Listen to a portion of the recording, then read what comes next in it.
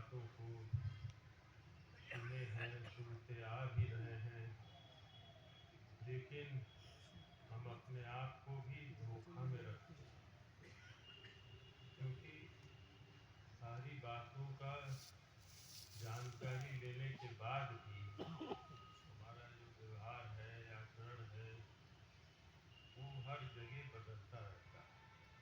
जैसे यहाँ हम लोग अपना दूसरे आचरण व्यवहार करते हैं, दूसरी बात विचार हम लोग यहाँ करते हैं, और यहाँ से जाने के बाद हम कुछ अपना आचरण व्यवहार दूसरा रखते हैं, अपने विचार भावनाएं आदि दूसरी हो जाती हैं, और उसी में हम लोग रह जाते हैं। जीवन के बहुत से ऐसे भटकाव हैं, आकर्षण हैं, जिनको रोकने के लिए कहा गया है।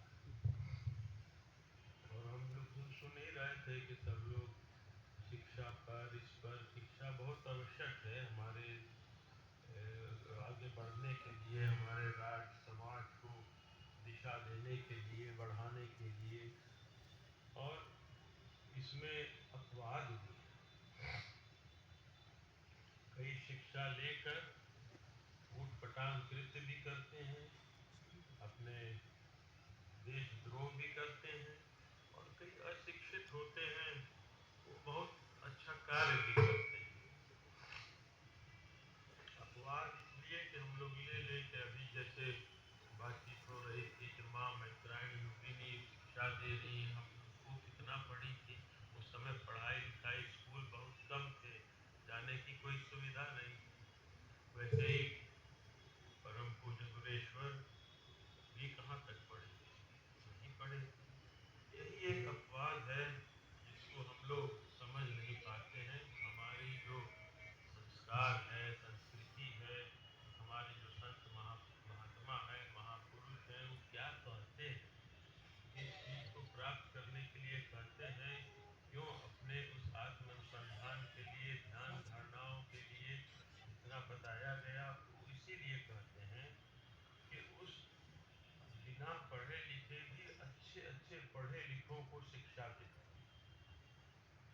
अब आप सोच लीजिए कि वो तो पढ़े नहीं थे, लेकिन खूब पढ़े लिखे विद्वान भी उनसे आके शिक्षा लेते हैं, तो उसके आगे बचा क्या। तो हमारी जो सोच है, जो अपवाद है, उस अपवाद के बारे में भी हम लोग सोचें कि वो क्या कह रहे थे, क्यों कह रहे थे, किस लिए कह रहे थे। वो आपको अपने जैसा तद्रूप बनाना चाहते हैं, नहीं चाहते हैं कि हम लोग केवल उपदेश दें और आप लोग सुनते रहें, कोई करे न करे, ध्यान दे न दें। इस तरह से वो जो बिजली होती है, अपना घर बनाती है मट्टी का, फिर उसको गंगी जो होती है उस कीड़े को जाती है, डंक मारती है, देखता है उसको, अरे बहुत भय उत्पन्न मोबाइल बंद और कराइए, उसको ले साइलेंट आके कर उसी दीजिए में उसको। बंद कर देती। और वो उसी का याद करते करते वो रेंगने वाला कीड़ा, उसके भी पंख निकल आते हैं, उसके तद्रूप हो जाती है। आप अपने घरों में भी देखते होंगे, इधर उधर भी देखते होंगे, किस तरह वो परिवर्तन हो जाता है। जो एकदम अलग है, जो रेंगने वाला कीड़ा है, वो उसके भी पर निकल आते हैं, उसका वो रिंग रिंग जो करता है उसी के भय से। तो इसीलिए कभी कभी भय भी उत्पन्न किया जाता है। भय इसलिए उत्पन्न किया जाता है कि किसी में सुधार आ जाए, क्योंकि भय बिन होए न प्रीत, कहीं कहीं इसको भी लागू करना होता है। और बिना भय के वो होता भी नहीं है, और जानबूझ के भी दिया जाता है भय किसी को कि वो सही रास्ते पर आ जाए। और ऐसे तो हम लोग सभी व्याक्रांत रहते हैं। भय के भी अलग अलग कारण हैं, भय के भी अलग अलग रूप हैं, उनकी अलग अलग हमारी भय की सोच है, आकृति है। और एक जो सबसे बड़ा सत्य है, जो हम सबके सामने रोज घटता है, वो है मृत्यु। उससे भी हम भयभीत होते हैं, जबकि उस सबसे बड़ा सत्य हमारे सामने रोज घटित होता है, रोज हम सुनते देखते रहते हैं। लेकिन फिर भी हम लोग भय की भी एक तरह का जो भय है, वो सत्य से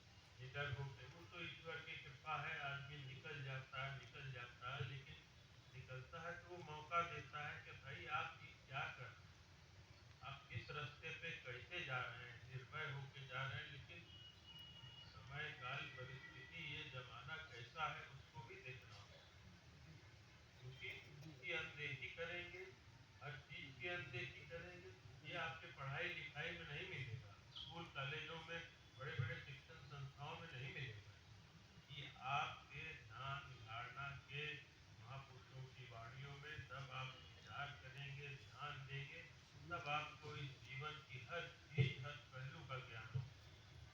उससे पहले कुछ नहीं हो पाएगा, जितने वो पढ़े लिखे हों। क्योंकि जैसा मैं कह रहा था कि हमारे आचरण, व्यवहार, समय, काल, परिस्थिति, जगह बदलने पे, लोगों से दूसरे दूसरे लोगों से मिलते रहने पे बदलते रहते। तो अपने अंदर उस मंत्र को, जो हमारा मित्र है, जो हमें रास्ता दिखाता रहता है, मित्र वही होता है जो अच्छा रास्ता दिखाता है, सही रास्ता दिखाता है। आपको बुरा भी लग सकता है, आपको भला भी लग सकता है, कैसा भी लग सकता है, लेकिन वो सही रास्ता दिखाता है। वो मित्र है, वो गुरु है, वो अपने अभियंतर का वह चिंतन है, वो सही रास्ता देगा। आपका मित्र, मंत्र मित्र भी सही रास्ता देगा।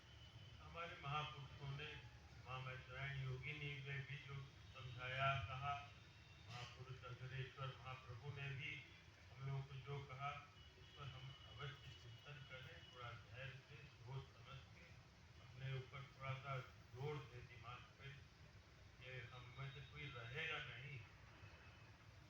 एक तो हमारा जीवन ही ज़्यादा से ज़्यादा, जैसे बताया, 100 वर्ष भी जीता है।